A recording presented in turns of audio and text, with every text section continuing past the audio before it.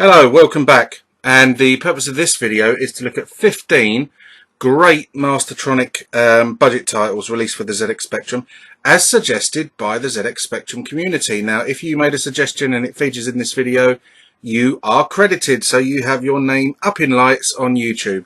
And you're famous, and you've got me to thank. Now, speaking of thanks ever so much to Graeme Mason, who has supplied me with the sales figures for all these Mastertronic titles, and they, I thought, would be interesting to feature. So let's get straight onto it. Now, my choice, Amarot, however you suggest, however you pronounce it, sold 22,158 copies. It's a great game, this. The 128 version of it has a fantastic sort of digitized intro, and the graphics on it are really good. This was a £3 special, and a lot better than a lot of games released at 2 or even 3 times the price. Check it out if you've never played it. You've got to sort of whiz around this isometric map trying to blow up a killer queen bee whilst avoiding her drones, etc. And the controls are a bit strange, but it's a really sort of good isometric style game, and one that will feature in an upcoming list I'm going to do on isometric games. Now I've just given myself the idea to do one. Right, so we're going to move on, and we are next at, what's next? Oh yeah, Finders Keepers, the first of the Magic Knight quadrilogy, or a trilogy in 4 parts, as Douglas Adams would have said, suggested by Jeff Brain. 117,209 sales. Now, I was never a huge fan of the Magic Knight games, but I've only ever played Finders Keepers and Spellbound. I've never played Nighttime or what's the other one called? Stormbringer. I've never played either of those, but it's a really nice little game, and bear in mind this was just £2 as well, and it sold in bucket loads, as the sales figures will show. It's well regarded, and a lot of people like the Magic Knight games. But anyway, that's Finders Keepers drawing to a close. Next up, we have coming up is Agent X. Now, there's 2 Agent X games, Agent X1 and Agent X2, but I'm only going to include one. This is Agent X, first one suggested by Kieran Hawken, with sales of 63,400. It's perhaps more well known for its fantastic music on the loading screen by Tim Follin. A couple of more examples of games with fantastic Follin music appear in this list as well, so keep your ears peeled for them. This is really nice little game, bit easy. Having said that, I proceed to make it look like the most difficult game on the planet. But no, if you've never checked out an Agent X game, do so. They are really good examples of great programming and great all-round packaging and great value for money.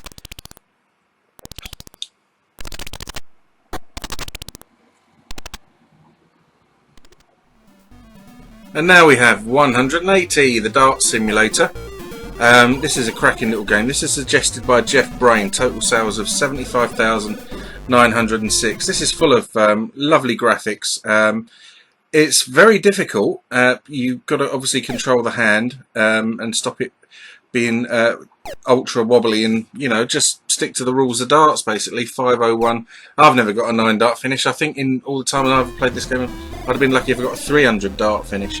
But full of really nice little graphical effects, especially going on in the background. You'll occasionally see that barmaid sling a pint the way of the patrons. Sometimes a dog walks in. But yeah, it's a great little game, and again, a fantastic example of budget software and value for money. It really is great. Check it out.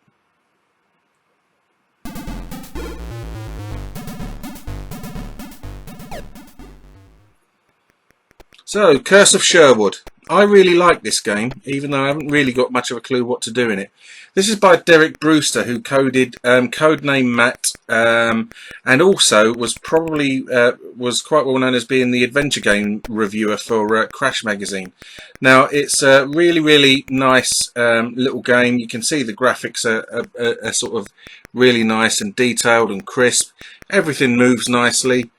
The the sort of it's a difficult game, but it's also very, very playable. I can't tell you for the life of me what to do in this. I have got this game, but before playing it through emulation, I forgot to read the instructions as to how to play it. But sometimes that's the best way, just finding things out yourselves and being totally, totally clueless, which is a normal state of affairs for me when it comes to gaming. But hey ho, there's Cursor Sherwood. Check it out. We move away from that and we are into Rescue. Now, Rescue was suggested by, it's coming up, Andrew Owen, and it sold 15,661 copies. This is a great little game. It's a bit of a brain teaser, and there's a lot of puzzles that you've got to figure out as you work your way around the enemy spaceship, trying to free various scientists and stuff.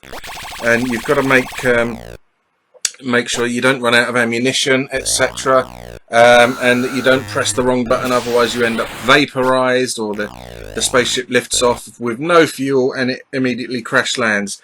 It's a great game. It's got a sense of humour, especially at the game over screen. And also, like I said, there's an awful lot of thinking got to be done about it in order to get yourself a way out of the ship and open up various different portals and stuff. Very, very nice little game.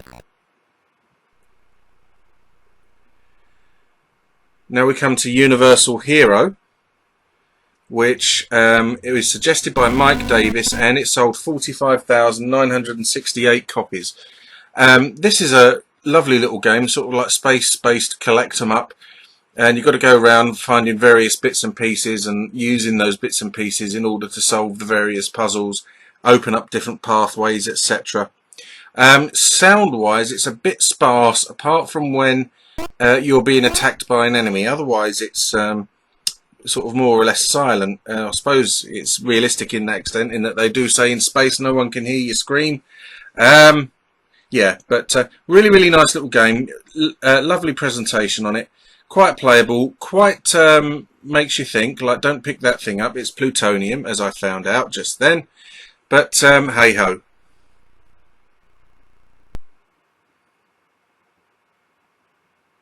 Now we have Raw Recruit. This is suggested by Mick Spence, and it sold 11,886. I'd love to tell you more about this game, but I can't get past this rifle range bit. I was trying for about half an hour and I couldn't do it. It seems to be a combat school clone, which is no sort of bad thing. And it's another game that's got a fantastic Tim Follin soundtrack playing over the title screen. Really is nice. Presentation's not bad on it. It's a game I wasn't familiar with until I saw it pop up in the suggestions thing on Facebook when I made the original post in the Spectrum Forever group about requiring suggestions for games. But it's quite nice. It's well, it seems to be. It's probably a right pig. But yeah, try and check it out. You'll probably be better than I am and get much further. So we have the incredible Shrinking Fireman. Now, I used to love this game back in the day. It's just full of character and charm. This is suggested by Dean Wakefield, and it sold 58,167 copies, as you could see. Now, the graphics in it are really, really charming. You play the eponymous fireman, who has been incredibly shrunken, and I presume we've got to find a way of unshrinking him. But the graphics are sort of full of charm. It's a really, really nice little game, you know, full of nice touches. Like you can go higher by bouncing on furniture or bouncing on enemies, etc. Really, really, really nice little game. And I remember wasting quite a few hours on this back in the 80s when it came out. It was money well spent for me, a good couple of quid well spent. Really enjoyed it.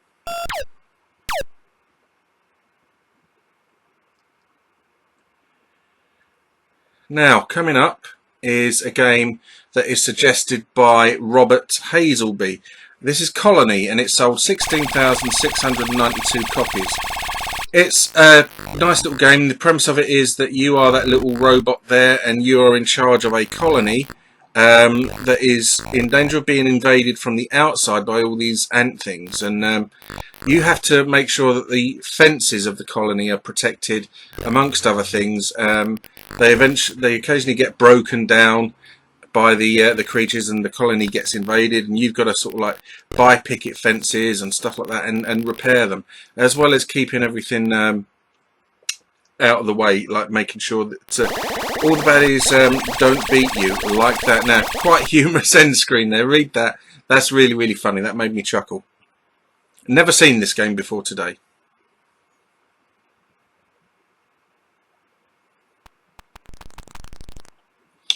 Chronos is suggested by Steve Watson with total sales of 24,137.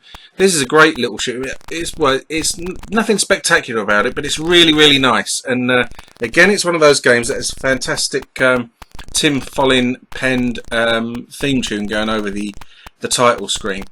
By all means, check this out. It's a really, really nice shoot 'em up.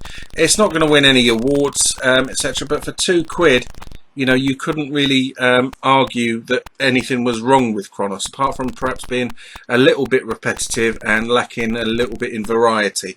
But it is a nice little game, and you will enjoy wasting a few minutes or even a half an hour to an hour on it. Try it out if you haven't.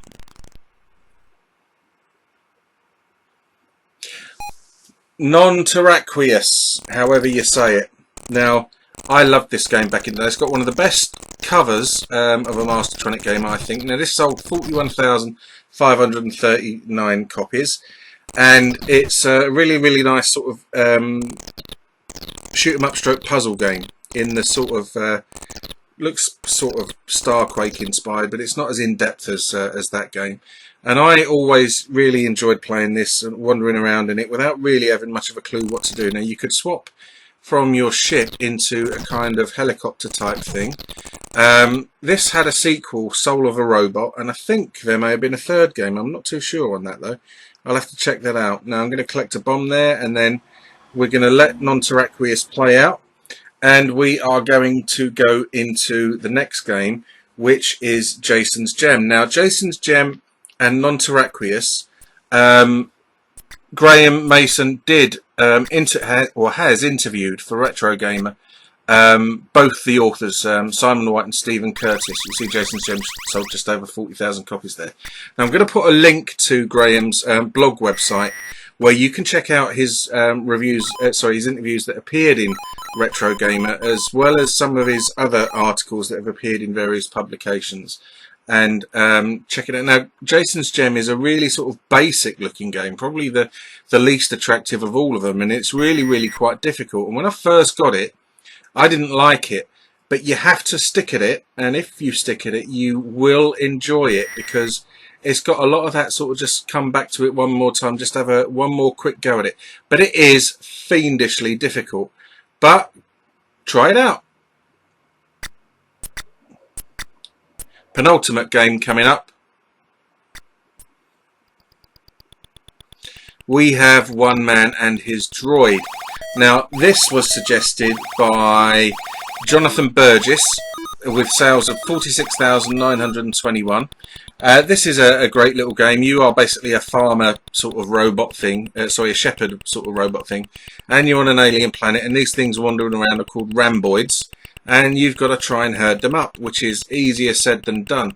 But again, as a sort of £2 game, you can't really go wrong or complain too much about Man and His Droid.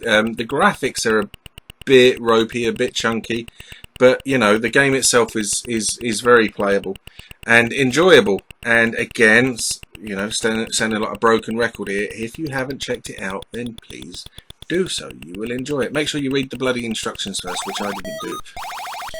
The final game in the list is coming up, and then what a little classic it is Pippo. Now, Pippo is suggested to us by Graeme Mason, and it sold 25,882 copies. Now, this is a great little game.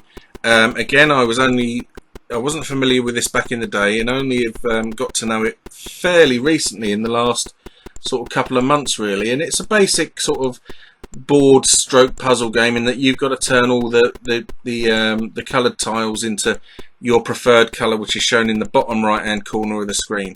Now that's easier said than done. There are all sorts of baddies flying around.